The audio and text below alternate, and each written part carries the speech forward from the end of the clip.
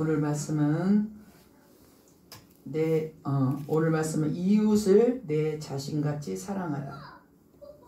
이웃을 내 자신같이 사랑하라. 본문은 오늘은 요한일서지만 원래 본문은 마태 22장 34절에서 40절까지 내용이죠. 어떤 한 율법사가 예수님을 찾아왔어요. 시험하여 묻되 이렇게 했습니다. 선생님, 율법에서 어느 계명이 큽니까? 라고 물었어요. 예수님이 네 마음을 다하고 목숨을 다하고 뜻을 다하여 주 너희 하나님을 사랑하라 하셨으니 이는 크고 첫째 되는 계명이요 둘째도 그와 같으니 내 이웃을 내 자신같이 사랑하라 하셨으니 이 두 계명이 온 율법과 선지자의 강령이니라. 이렇게 그 율법사한테 서기관이죠, 교법사죠, 그에게 답변을 하셨어요. 이것은 오늘 본문은 마태복음 22장 34절에 40절의 이 내용은 가장 큰 계명이고요. 이 두 계명이 온 율법과 선지자의 강령이다. 온 율법은 신구약에서 그 중심에 크게 흐르는 그 중심에 흐르는 사상이 있죠. 그것은 사랑법이다 그랬어요. 사랑법. 그게 뭐냐? 하나님을 사랑하되 마음 다하고 네 마음 다하고 목숨 다하고 뜻을 다하고 힘을 다해요. 똑같은 것을 이렇게 계속 강조했어요. 주 너희 하나님을 사랑하라. 이것이 첫째 되는 계명이다. 둘째도 그와 같이 내 이웃을 내 자신같이 사랑하라. 이 두 계명이 온 율법과 선지자의 강령이다. 모든 구약과 신약의 말씀의 그 중심에 흐르는 의미는, 계명 속에 흐르는 의미는 이 사랑이다라는 거예요. 그리고 선지자들이 와서 외쳤던 것도 역시 마찬가지다. 사랑이다. 그래서 지난주에는 하나님을 사랑하라, 하인의 사랑이라는 제목을 붙여서 했어요. 하인의 사랑인데, 하인의 사랑을 하기 위해서는 쓴뿌리 치유를 할 거거든요. 그래서 이게 5번 가야 이게 끝이 나요. 그래서 1월달이 5주이기 때문에 쓴뿌리 치유까지 이렇게 다 될 것 같아요. 그래서 첫 번째 하나님 사랑 했고요. 오늘 두 번째는 이웃을 내 자신같이 사랑하라. 이렇게 제목으로 말씀을 전하도록 하겠습니다. 오늘 본문이 요한일서 4장 20절 21절 다 같이 다시 읽겠습니다. 누구든지 하나님을 사랑하노라 하고 그 형제를 미워하면 이는 거짓말하는 자니 보는 바 그 형제를 사랑하지 아니하는 자는 보지 못하는 바 하나님을 사랑할 수 없느니라. 우리가 이 계명을 주께 받았나니 하나님을 사랑하는 자는 또한 그 형제를 사랑할지니라. 아멘. 내 이웃을 내 자신같이 사랑하라. 이렇게 지금 오늘 말씀의 제목인데요. 성경은 이웃 사랑이 하나님 사랑이다. 이렇게 본문이 말하고 있죠. 네가 이웃을 사랑하느냐? 그러면 하나님 사랑하는 거야. 네가 하나님을 사랑하냐? 그러면 그 이웃을 사랑해야 돼. 이렇게 이웃 사랑은 하나님 사랑과 이렇게 리꼬르를 해놨어요. 이웃 사랑하는 사람은 하나님 사랑하는 거래요. 본문이 누구든지 하나님을 사랑하노라 하고 그 형제를 미워하며 이는 거짓말을 하는 자니. 하나님은 사랑한데 나를 구원해 주셨으니까, 나를 선택해 주셨으니까, 나를 지켜주시고 보호해 주시고 다시 하나님 영원한 기업 아버지께서 예비하신 그 나라로 보내주시니까 당연히 사랑하겠죠. 그런데 하나님은 네 이웃을 사랑하는 것이, 네 형제를 사랑하는 것이 나를 사랑하는 것이야. 이렇게 같이 갖다 한 문장으로 만드는 거예요. 하나님을 사랑하노라고 형제를 미워하면 거짓말하는 자다. 그래서 우리는 이제 지금 다시 정리를 하는 거예요. 그전에도 다 들었지만은 그걸 다시 정리를 하는 거예요. 마음에 새기는 거예요. 하나님을 사랑하는 자는 이웃을 사랑한다. 따라서 하겠습니다. 이웃사랑이 하나님 사랑이다. 21절에 말했어요. 우리가 이 계명을 받았다. 이 계명이 뭐냐? 하나님을 사랑하는 자는 또한 그 형제를 사랑할지니라. 이 계명이에요. 우리가 이 계명을 주께 받았나니 하나님을 사랑하는 자는 또한 그 형제를 사랑할지니라. 그래서 이웃 사랑을 해도 되고 안 해도 되는 게 아니라는 거예요. 마땅히 해야 되는 거예요. 마땅히. 왜냐하면 우리에게 지금 주님이 우리가 이 계명을 주께 받았나니, 이 계명이 뭐냐면 하나님을 사랑하는 자는 또한 그 형제를 사랑할지니라 라는 거죠. 그래서 성경은 이웃 사랑이 하나님 사랑이다. 그래서 우리가 이웃 사랑을 마땅히 해야 된다. 마음에 지금 새기시기 바랍니다. 성경에 보면은 큰 사랑이 나와요. 요한복음 15장 13절. 요한복음 15장 13절.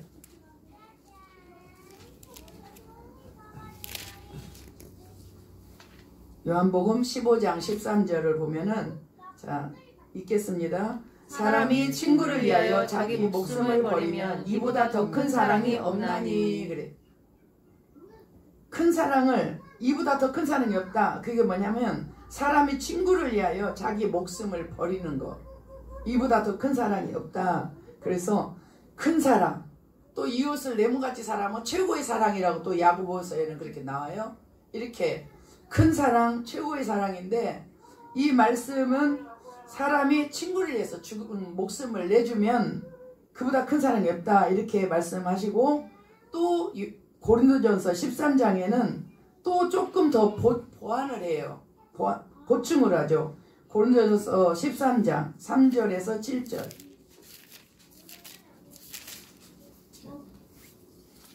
고린도전서 13장 3절에서 7절. 자, 다 같이 읽습니다. 내가 내게 있는 모든 것으로 구제하고 또 내 몸을 불사르게 내줄지라도 사랑이 없으면 내게 아무 유익이 없느니라. 사랑은 오래 참고, 사랑은 온유하며 시기하지 아니하며, 사랑은 자랑하지 아니하며, 교만하지 아니하며, 무례히 행하지 아니하며, 자기의 유익을 구하지 아니하며, 성내지 아니하며, 악한 것을 생각하지 아니하며, 불의를 기뻐하지 아니하며, 진리와 함께 기뻐하고, 모든 것을 참으며, 모든 것을 믿으며, 모든 것을 바라며, 모든 것을 견디느니라. 사랑의 성품 15가지. 사랑에는 이 두 가지가 따라야 된대요. 첫째는 희생. 사랑에는 희생이 없으면 사랑이라고 하질 않아요. 그러니까 사랑을 한다라고 할 때는 반드시 희생이 따라오는 거예요. 그리고 그 사랑이 희생만 갖고는 안 된대. 여기서 네 몸을 불사르게 내줄지라도, 너의 모든 것, 전 재산을 구제로 내줄지라도 사랑이 없으면은 네게 아무것도 아니다. 사랑은 희생과 성품이 따라와야 된대요. 내 몸을 불사르게 내줄지라도. 옛날에 부모님들이 자식을 사랑해서 자기 삶을 그냥 다 자식한테 바쳐요. 그래서 그냥 온통 자식을 가르치고 자식을 잘 살게 하는 데다만 자기 일생을 다 바쳐요. 그런데 그게 사랑이 맞아요. 희생이 들어갔으니까. 근데 예수님이 지금 요구하는 사랑은 거기에서 성품이 추가로 들어와야 돼요. 근데 자식들한테 엄청나게 힘들 때마다 험한 욕을 해. 나가 죽어라. 이게 다 옛날 할머니들이, 우리 엄마들이 했던 욕들이에요. 옛날 사람들이 했던 욕이에요. 망할 놈. 자기 자식한테 그 욕을 생각 안 하고 하는 거예요. 자기가 생각을 하고 하면 그 욕을 못하지. 육실할 놈. 그 옛날 사람들이 했던 욕이에요. 그 육실할 놈이 뭔지 알아요? 몸을 6토막 내는 거야. 자기 자녀한테 그렇게 말하는 거예요. 엄청나게 막 그게 저주가 되고, 그게 상처가 되고, 그것이 말이 영이라는 걸 생각하지 않고 막 쏟아 부어 대는 거예요. 막 더 심한 것도 있어요. 더 심한 것도 희생이라는 사랑은 왔는데 성품이란 사랑은 안 왔어요. 그러니까 희생과 성품이 같이 들어야 그게 사랑이에요. 하나님이 말씀하시는 사랑이에요. 우리가 전 재산을 다 바쳐갖고 사회에 복지 사업을 했다 할지라도 사랑으로 하지 않으면, 사랑이 뭐냐? 온 시자교 무자성합 불진 찬빛박연, 우리가 외웠잖아요. 오래 참고 온유하고 시기 자랑 교만 불의를 기뻐하지 않고, 이런 15가지 이것도 같이 해야 돼요. 희생도 하면서 이것도 같이 해야 돼요. 희생은 해주는데 이 성품으로는 막 사정없이 아프게 심령을 후벼 파면서, 이런 거는 사랑이 없는 구제, 사랑이 없는 자기 인생을 불사르게 내줄지라도 사랑이 없는 거예요. 그거는 하나님이 보실 때는 그건 사랑이 없는 거예요. 이 사랑이, 이 15가지의 사랑이 같이 포함이 돼야 구제도, 그리고 내 몸을 불사르게 내준 사랑도 완성이 되는 거예요. 이 15가지의 성품이 같이 가야 돼. 그럼 우리는 이거를 같이 가야 된다는 걸 몰랐잖아요. 그러니까 사랑을 하지만 화날 때는 막 쏟아붓는 거지. 근데 예수님은 이렇게 말씀하세요. 사랑으로 하지 않으면 네가 한 모든 것이 무효, 아무것도 아니라는 거죠. 오래 참아줘야 되고, 온유하게, 온유는 뭐예요? 부드럽게 대해주는 거예요. 우리 예수님이 그냥 온갖 그 다가오는 사람들을 부드럽게 대해주죠. 시기하지 않고, 자랑하지 않고, 교만하지 않고, 친하다고 막 무례행하죠. 무례행하지 않고, 자기 유익 구하지 않고, 성내지 않고, 악한 거 생각하지 않고, 불의를 기뻐하지 않고, 남이 잘못되는 거 막 기뻐해. 불의를 기뻐하는 거예요. 진리와 함께 기뻐하고, 남이 진리대로 살면 나는 못했지만 너는 해서 너무 잘했다, 박수를 보내죠. 모든 것을 참고, 모든 것을 믿어주고, 믿고, 모든 것을 바라주고, 소망을 가져주고, 바라며 모든 것을 견디느니라. 이렇게 했을 때에 희생과 욕에 같이 갔을 때 사랑이 완성이 된 거예요. 사랑했다라고 하는 거예요. 그래서 우리 어저께 2박 3일 동안 수련회를 하면서 얼마나 힘들었어요. 막 이렇게 핑핑핑 돌아요. 이게 이제 너무 힘들고 참고 막 그러니까 내가 2번 자빠졌어요. 그냥 이렇게 확 잡아 도는 거예요. 가지고 이렇게 그냥 주저앉기도 하고, 그냥 옆에 뭘 붙잡기도 하고. 왜냐면 너무 힘드니까, 왜냐면 귀도 아프고 머리도 아프고 막 아주 여러 가지로 뭐 애들이 그냥 쉴 새 없이 막 떠들어대니까 그렇게 아픈데, 성품이 없는 사랑은 무효다. 이것을 제가 마음에 뒀어요. 그래서 굉장히 의식을 하면서 성품이 없는 사랑은 사랑이 아니야. 그러니까 온 시자교 무자성합 불진 찬빛박연, 이거를 하면서 희생을 해야 돼. 그래야 사랑이 완성되는 거야. 그래서 잘 애들한테 그냥 절제하면서 이렇게 수련회를 마칠 수가 있었어요. 우리도 지금까지 우리가 사랑했다라는 그 사랑을 한번 돌아보자고요. 희생만은 사랑이었는가? 성품으로 사랑했는가? 사랑의 성품을 쓰면서 희생하면서 사랑을 했는가? 희생은 했는데 막 쏟아부었지는 않았는가? 우리 사랑에 했던 그것을 한번 보자는 거지. 그리고 그거는 예수님이 말씀하시는 사랑은 아니었구나. 그거는 더 보충해야 돼. 성품으로, 이 15가지 성품으로 사랑을 행할 때 사랑이 완성돼. 희생만 갖고는 사랑이 아니야. 이렇게 정리해서 우리가 직장에서도, 또 부모님에게도, 또 우리 친구나 지인들에게도 우리가 사랑을 해야 될 때는 이렇게 성품까지 같이 곁들여서 사랑을 하시고, 그러면은 그리스도의 향기가 나타나겠죠. 그들이 우리를 보면서 믿는 사람이 다르구나, 하나님이 영광을 받으시는 거예요. 그럴 때 깨닫기를 축복합니다. 아멘. 그리고 또 이웃사랑은 나의 영생과 관련이 있다. 왜 우리가 이웃을 사랑해야 되느냐? 하나님은 나를 존재했고 또 예수님은 나를 위해 죽으셨고 성령님은 늘 나와 함께 하시니까 사랑받기 합당하지. 근데 이웃은 내가 왜 이렇게 사랑을 해야 되느냐? 그것은 나와 내 영생과 관련이 있대요. 내 영생과. 누가복음 18장 18절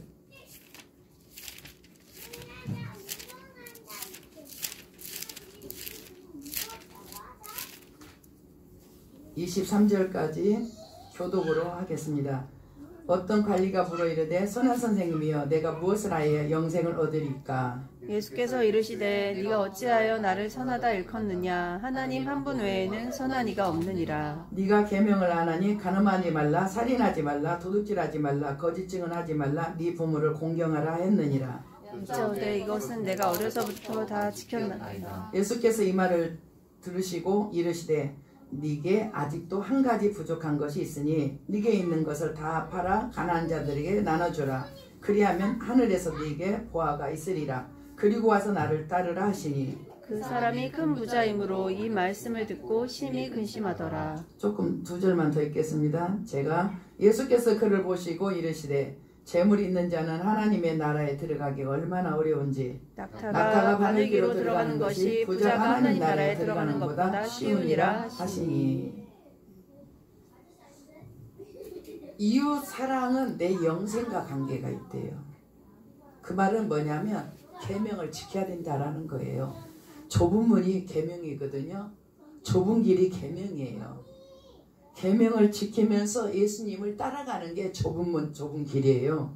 그래서 그 계명 중에 가장 으뜸되는 계명이 하나님 사랑이고 그 다음 계명이 이웃 사랑인 거예요. 그러니까 하나님 사랑도 해야 되고 이웃 사랑도 해야 되는 거예요.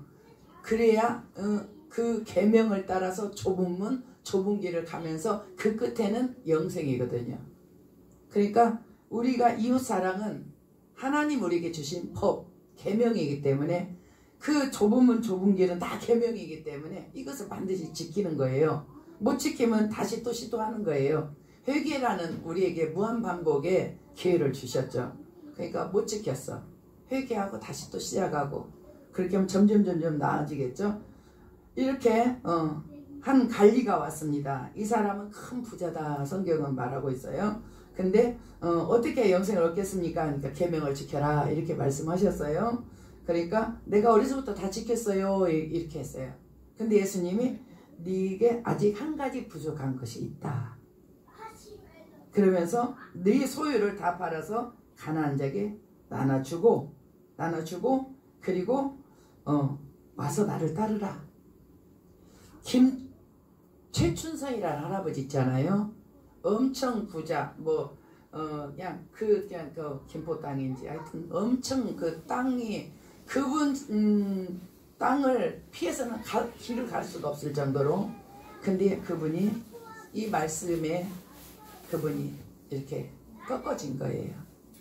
가지고 노비 문서도 다 그냥 불태워버리고 집도 다 나눠주고 빌려주고 그리고 빌려주고 문서 태워버리고 다 그렇게 했어요. 그리고 자기는 은평구의 녹본동에 사셨어요. 저는 전철역에서 한 2번 뵌 것 같아요. 그러면서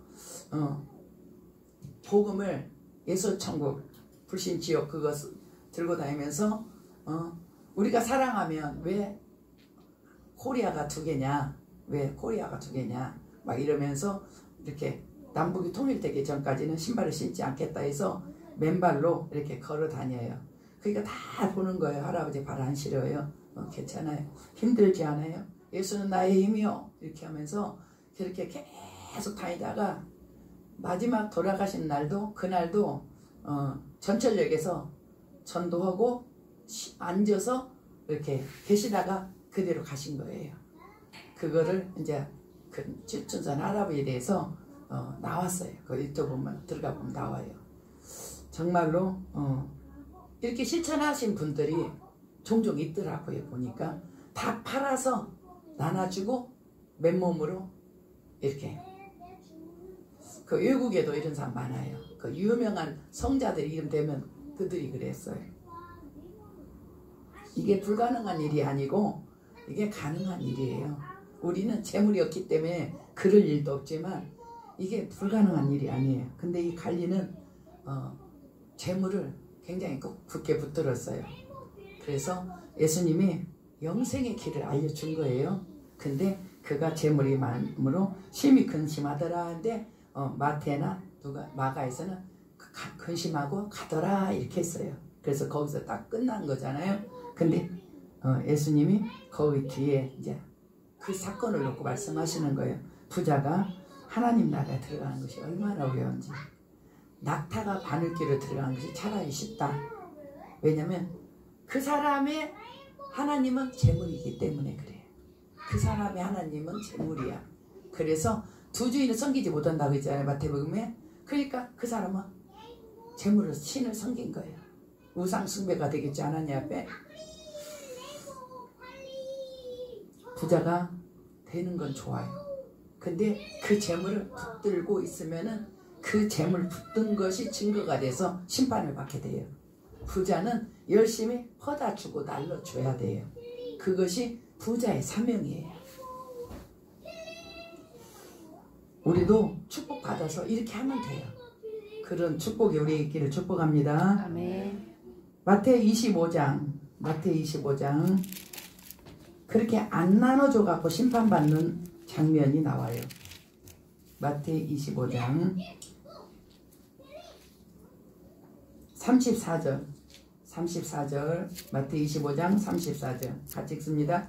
그때에 임금이 그 오른편에 있는 자들에게 이르시되 내 아버지께 복받은 자들이여 나와 창세로부터 너희를 위하여 예비된 나라를 상속받으라. 이렇게 이제 이 시간 때는 백보자 심판 계시록 20장 10절에 있는 내용이에요. 계시록 20장 10절 11절 이렇게 있는 내용이에요. 백보자 심판을 받아요. 모든 존재들이 다 하나님 앞에 쓰는 거예요. 그런데 그때 지금 심판을 받아가지고 이 사람은 천국으로 하고 이제 선언을 했어요. 그 이유는 뭐냐면 내가 줄일 때 목마를 때 마시게 하고 먹이고 입히고 그렇게 했다라는 거예요. 언제 그렇게 했습니까? 그러니까 지극히 작은 자의 한 것이 나한테 한 거야. 이렇게 네가 가난한 사람 했지? 그게 나한테 한 거다. 그래서 내가 너에게 언약 하나님 나라 주기로 약속한 나라로 들어가고 복 상속 받으라 이렇게 선언해 주시고 그 다음에 왼편에 있는 자들 41절 볼게요. 41절 또 왼편에 있는 자들에게 이르시되 저주를 받은 자들아 나를 떠나 마귀와 그 사자들을 위하여 예비된 영원한 불에 들어가라. 마귀와 그 사자들 그들이 들어가는 곳이 뭐예요? 무적행이고 지옥입니다. 그걸로 들어가라고 선언을 했어요. 예수님이. 그러니까 그 이유가 뭐냐? 죄가 뭐냐? 내가 줄일 때 너희가 나에게 먹을 걸 주지 않았다. 마실 때 마시게 해주지 않고 헐벗을 때 옷을 주지 않았다. 그러니까 주님 우리가 언제 그렇게 했습니까? 주여 우리가 어느 때에 주께서 줄이신 것과 목마르신 것 나그네 되신 것 언제 그렇게 했습니까? 우리가 언제 안 했습니까? 그러니까 예수님이 지극히 작은 자에게 하지 않은 것이 나에게 하는 것이다. 이웃사랑은 내 영생과 관계에 있다니까요. 그 부자 갈리에게 예수님이 그 상 뒤에다 그 상 가는데 예수님이 제자들한테 말해요. 부자가 하나님 나라 들어가는 것이 낙타가 바늘길로 들어가는 것보다 더 어렵다. 이렇게 말씀하시고 이 본문에는 지극히 작은 자 주변에 어려운 사람이 있었는데 너 안 도와줬잖아. 그 재정이 내 거야. 내가 감동을 줬는데 네가 감동을 거절했지. 그리고 안 도와줬지. 그래서 너는 재물이 그대로 지금 쌓여있는 게 네 증거야. 재물이 쌓여있는 게 증거예요. 이 재물이 다 하나님께로부터 오죠. 근데 하나님 감동 주실 때 써야 되잖아요. 근데 안 주고 모아놨잖아. 이 모아 있는 이 상태가 증거라는 거예요. 이웃사랑 실천하지 않은 거. 그래서 우리는 이 말씀을 그냥 흘러들으면 안 돼요. 그 우리가 뭐 집 팔아갖고 땅 팔아갖고 그런 거 없잖아요. 우리는 그냥 그때마다 친구가 좀 어려우면 데리고 와서 밥 한번 사주는 거예요. 이런 식으로 하면 돼요. 친구가 옷이 낡은 것이 눈에 띄면 옷 하나 사주는 거예요. 이런 식으로 친구 집에 갔는데 쌀이 없는 거야. 그럼 가서 쌀 하나 마트에서 주문해다 주는 거예요. 우리가 뭐 집을 팔 게 있습니까? 논을 팔 게 있습니까? 부동산 없잖아요. 우리는 그렇다고 은행에 저축원금 없잖아요. 그러니까 그때마다 내 생활 속에서 그냥 일부를 나누는 거예요. 이웃사랑이 그런 거지. 그냥 거창하면 아무도 못해요. 빚내 설 수도 없는 거고 빚내 설 수가 없는 거예요. 그거는 지혜롭지 못해요. 그래서 이웃사랑이 하나님 사랑이다. 성경은 말하고 큰 사랑이라도 사랑의 성품이 같이 가야 온전한 사랑이 된다. 그리고 이렇게 소유를 다 팔아서 나눠주는 것이 아버지의 뜻인데 계속 못 두고 있고 붙들고 있고 근심해서 그 말씀 예수님 말씀 못 받고 간 그 사람에게 부자가 천국 가기 어렵다 이렇게 말씀하시고 오늘 본문은 지금 심판제 이거는 계시록 20장에 있는 심판대예요. 백보자 심판이 있어요. 거기서 10절에 11절에 심판대가 나와요. 지금 이 장면이 그 장면이요. 가난한 자에게 안 하는 것이 나에게 안 한 거야. 내가 너희에게 계명 줬잖아. 네 이웃을 네 자신같이 사랑하라고 계명 줬잖아. 좁은 문 좁은 길로 가야 그 끝에는 영생의 길이 있는데 그 좁은 문 좁은 길이 뭐야? 계명이잖아. 계명. 근데 안 했잖아. 네가 돈을 모았잖아. 그리고 네 주변에 어려운 이웃들을 네가 외면했잖아. 외면해야 돈이 모아져요. 도와주고 그러면 모아질 것이 없어요. 외면을 해야 돈이 모아지고 자꾸 도와줘봐. 부자는 부자인데 돈이 별로 없어. 왜냐 늘 나눠주니까. 이웃사랑이 내 영생과 관계있다. 그래서 그렇게 부담스럽게 생각할 필요 없어요. 틈틈이 여력 있는 만큼만 우리가 나누고 흘러보내면 돼요. 그러면 예수님이 기뻐하시고 또 우리에게 채워주시죠. 계속 부어주세요. 왜냐면 만물이 하나님 건데 하나님이 기뻐하시는 자에게 안 주고 누구를 주겠어요. 우리 열심히 작은 거라도 작은 거 토스트 하나를 사주더라도 커피 한 잔을 사주더라도 우리 할 수 있어요. 추울 때 우리가 양말 하나 사주더라도 할 수 있어요. 이웃사랑 우리 잘 실천합시다. 아멘. 그러면 누가 내 이웃이냐? 누가? 그것은 나를 제외한 모든 사람이에요. 가깝게 가족이죠. 아내가 이웃이고요. 남편이 이웃이에요.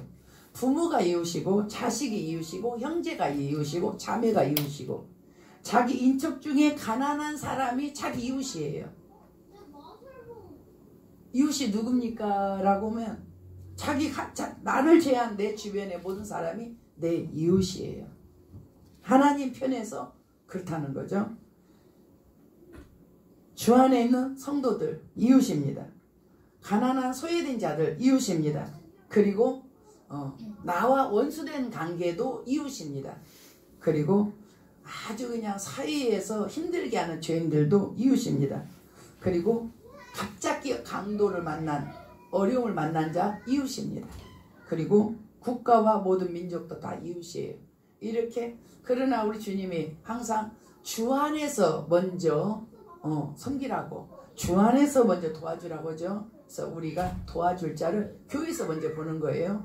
그리고 내 가족 인척 중에 보는 거예요. 우리 사촌 중에 누구라도 어려움 겪지 않는가 이렇게 보는 거예요. 가지고 누가 어려움을 겪고 있어 물질로. 그러면 나는 돈이 없어. 어떻게 해야 돼요? 기도해야 돼요. 떡 3덩이를 구하라 했잖아요. 문짝을 두드려 가지고 밤중에 친구가 왔는데 먹을 것이 내 집에 없어서 빌리러 왔습니다. 떡 3덩이만 주세요.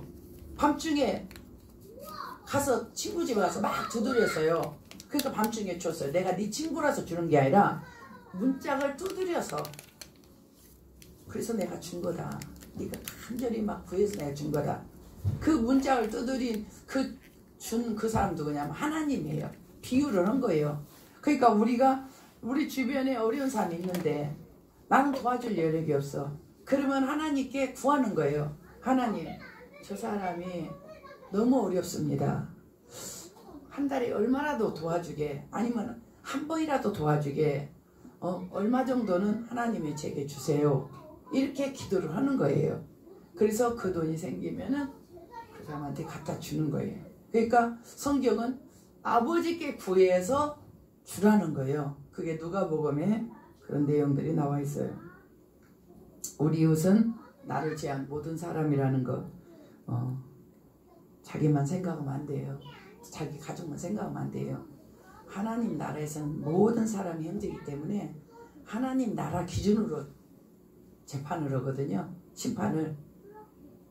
저 사람은 저쪽 이웃은 나하고 상관없어. 우리 집 한 울타리 산 사람만 내 가족이야. 여기만 돌보고 남으면 저축해서 노년에 잘 살아야지.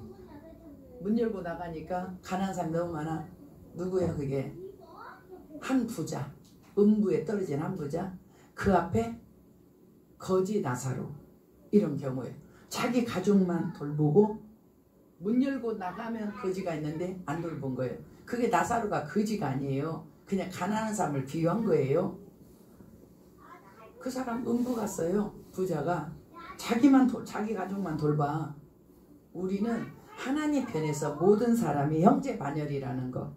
그래서 순서상으로는 내 가족부터 가지만 그들도 내가 이렇게 보고 내가 이렇게 발견했다면 거기서 그렇게 자유롭지는 못해요. 그가 어려운 줄 아는데 내가 아무것도 안 하기는 굉장히 불편해요. 그러면 제가 기도를 해서 응답을 받아서 이렇게 도와주는 통로 역할은 해야 되죠. 깨닫기를 축복합니다. 네. 어떻게 사랑해야 되느냐? 누가 내 이웃이냐? 이제 모든 사람이라 했어요. 가족부터 해서 모든 사람. 그럼 어떻게 사랑해야 되냐? 인격적으로 사랑해야 돼요. 사랑을 인격적으로 해야 돼요. 마태복음 5장의 그 21절부터 쭉 내용이 형제에게 노하는 자마다, 형제에게 욕하는 자, 형제에게 미련한 놈이라고 말하는 자, 그들에게는 공의에 잡혀가고 심판을 받고 지옥불에 던져지리라. 예수님이 이렇게 말했어요. 이게 뭐냐면 구약에는 살인해야 살인인데 신약에는 인격 모독을 인격 살인으로 이렇게 같은 레벨로 올려놓은 거예요. 그 사람을 멸시하고 사람들 앞에서 그렇게 했어. 그러면은 그 사람이 큰 상처를 줬잖아요. 이거를 구약의 살인의 반열로 같이 갖다 올려놓은 거예요. 지옥불에 들어가리라. 그러니까 우리가 인격적으로 대해주는 것이 사랑이라는 거죠. 갑질이라는 거는 우리 믿는 자 안에 있을 수가 없어요. 우리는 항상 의리예요. 우리는 낮아지고 섬기는 자리에 위치해 있어요. 주님이 그렇게 오셨기 때문에 갑질이라는 것은 있을 수가 없는 일이에요. 부자는 두꺼운 갑질해. 지위가 높으면 두꺼운 갑질해. 그러니까 높은 산은 낮아지고 골짜기는 돋아지고, 이게 뭐냐면 하나님 앞에서는 똑같이 돼야 돼요. 자기가 부자라도 자기 마음은 낮춰야 돼. 그리고 낮아진 자도 나는 그리스도 안에서 존귀한 자라 이렇게 생각을 해야 돼요. 다 높은 거는 낮아지고 낮아진 것은 계곡은 골짜기는 돋아지고, 이렇게 하나님 앞에서 우리가 다 동등하고, 또 그렇게 하나님이 그렇게 바라보고 거기에 심판을 하세요. 그래서 스스로 나는 부자고 권세가 많아 갑질하면은 그거는 바로 범죄죠, 범죄. 우리는 인격적으로 그가 있든지 없든지 인격적으로 돼야 된다. 또한 어떻게 사랑하냐? 물질로 사랑해야 돼요. 호주머니에 있는 동전을 갖다가, 호주머니에 있는 돈을 갖다가 나누는 거죠. 어떤 한 율법사가 왔어요. 와서 예수님한테 말했어요. 어떻게 영생을 얻겠습니까? 이건 누가복음 10장에 나오는 사마리아인 얘기인데 어떻게 하면 영생을 얻겠습니까? 라고 했어요. 그러니까 계명을 지켜라 그랬어. 다 지켰어요. 그러니까 이와 같이 네 이웃을 하나님 사랑과 이웃을 네 자신같이 사랑하라 이렇게 말씀을 했어요. 그러니까 이 사람이 예수님한테 좋게 옳게 보이려고 내 이웃은 누군가요? 이렇게 물었어요. 그러니까 예수님이 한 예화를 들어요. 어떤 사람이 예루살렘에서 여리고로 가다가 강도를 만났다. 가지고 그 강도가 다 뺏어가고 거반 죽여놓고 갔다. 근데 그걸로 제사장도 지나가고 레인도 지나갔는데 그들을 돌보지 않고 근데 사마리아 사람이 지나갔다. 가서 보고 기름 붓고 포도주를 해서 다 상처 치유해주고 자기 말에 태워가지고 주막으로 데리고 가서 그날 돌봐주고 그 다음날 떠나면서 혹시 이 사람을 돌보는데 돈이 더 들면 내가 갔다가 다시 올 때 그 비용을 더 주마 이렇게 하고 갔다라는 거예요. 그러면서 예수님이 이 강도 만난 자의 이웃은 누구겠느냐? 그러니까 그 사람이 처음에 예수님한테 물어보는 어떻게 영생 얻습니까? 그 말은 그 사람이 자비를 베푼 자니이다 이렇게 말해요. 그러니까 너도 이와 같이 하라 이렇게 말씀하세요. 사랑은 인격을 존중하는 사랑과 물질로 실제로 도와주는 사랑이에요. 말만 사랑하라 사랑한다 이러니까 재산이 쌓이지. 요한일서 3장 16절에서 18절을 보겠습니다. 이거는 마지막이에요. 이제 3장 16절에서 18절 같이 읽습니다. 그가 우리를 위하여 목숨을 버리셨으니 우리가 이로써 사랑을 알고 우리도 형제들을 위하여 목숨을 버리는 것이 마땅하니라. 누가 이 세상의 재물을 가지고 형제의 궁핍함을 보고도 도와줄 마음을 닫으면 하나님 사랑이 어찌 그 속에 거하겠느냐. 자녀들아 우리가 말과 혀로만 사랑하지 말고 행함과 진실함으로 하자. 그가 우리를 위해서 목숨을 버리셨으니 우리도 형제를 위해 목숨 버리자 하고 그 다음 나온 게 재물 얘기야. 재물이 목숨이야. 재물이 목숨. 우리도 형제들 위해 목숨 버리는 것이 마땅하니라 하면서 누가 이 세상의 재물을 가지고 형제를 궁핍함을 보고도 도와줄 마음을 닫으면 하나님 사랑이 어찌 그 속에 거하겠느냐. 말과 혀로만 사랑하지 말고 행함과 진실함으로 사랑하자. 이렇게. 사랑은 희생이 있고 사랑의 성품이 들어야 돼요. 사랑은 인격적으로 그들을 대해주는 거예요. 지위 고하를 막론하고. 그리고 사랑은 물질로 가는 거예요. 물질은 절대 안 가고 말로만. 그건 사랑이 완성이 안 된 거죠. 물질로 가는 거예요. 그리고 이웃 사랑이 내 영생과 관련이 있다. 심판했어. 마태 25장이야. 사랑하지 않았다고 심판했어. 그리고 내 이웃은 누구냐? 가족으로부터 멀리 있는 사람까지 다 이웃이에요. 우리가 우리 자신에게 너무 투자를 많이 하면 안 돼요. 우리 자신에게 투자하는 것은 말씀 보고 기도하고 이런 것으로는 투자를 많이 해도 되는데 너무 물질을 갖다가 나한테 내가 벌어서 얼마를 내게다 다 쏟으면 안 돼요. 그러면 남 도울 수가 없어요. 그럼 주님이 내가 너한테 돈 준 거 다 어디 있어? 라고 마태 25장에 결산을 봐요. 달란트 결산을 봐요. 그래 내 돈을 은행에다가라도 갖다 넣어놔야지. 응? 가땅에다 감춰놔. 결산을 본다니까. 결산 마지막 때 내 준 돈 다 거기서 본 주인이 돈을 주고 가거든요. 재물 얻을 능에 따라서 주고 가.